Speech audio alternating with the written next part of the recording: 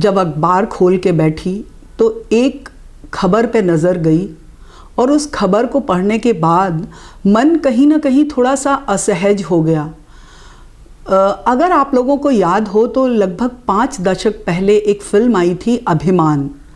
जब मैं वो खबर पढ़ रही थी तो मेरे भीतर कहीं ना कहीं अभिमान के तमाम सीन, तमाम डायलॉग और जो पूरी एक पीड़ा थी स्त्री, और वो हालांकि पति पत्नी के बीच की थी, लेकिन मैं उसे पति पत्नी से ज़्यादा स्त्री और पुरुष के नज़रिए से देखती हूँ कि कैसे आज भी पुरुष जो है महिलाओं को अपने से आगे जब पाता है तो वो सहज नहीं रह पाता। उसे ये लगता है कि कहीं ना कहीं मेरे ये अस्तित्व को चुनौती है। आज मैंने एक हिंदी अखबार में एक खबर पढ़ी, जो मैं उसका जो लब्बो लुआब है या कह लीजिए जिस्ट है, वो मैं अपने श्रोताओं को, दर्शकों के साथ सुनाना चाहूँगी। और सबसे रोचक बात है, और मैं उससे ज़्यादा जो मुझे एक चीज़ ने ध्यान आकर्षित किया वो ये था कि ये मानसिकता सिर्फ एशियाई देशों की नहीं है या सिर्फ भारत की नहीं है, ये मानसिकता विदेश में है, पश्चिमी देशों में है। अमेरिकी एक बहुत बड़ी मैगज़ीन ने टाइम अखबार, टाइम से ये एक मैगज़ीन ली गई थी जो एक हिंदी अखबार ने उठाई। उस अखबार में ये लिखा गया है कि लड़कियों की सफलता से असहज लड़के, समस्या कोर्स नहीं मानसिकता। उसमें वो कहते हैं कि उन्हें सीखना हो गया कि लड़कियों से जो हार है वो कोई अपमान नहीं है।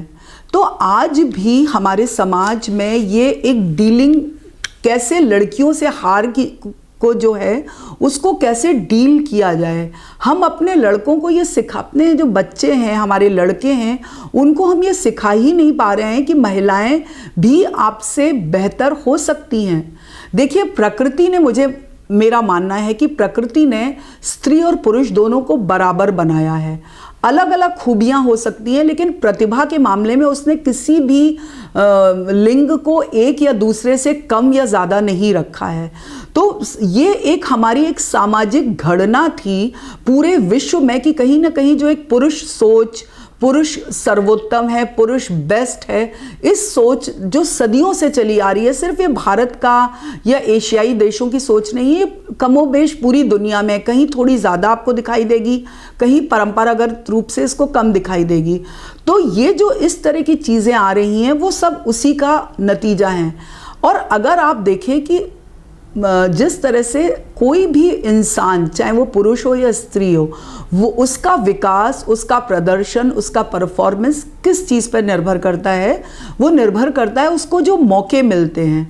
आज लड़कियों को जब मौके मिलने लगे हैं तो वो अपनी प्रतिभा को सामने रख रही हैं।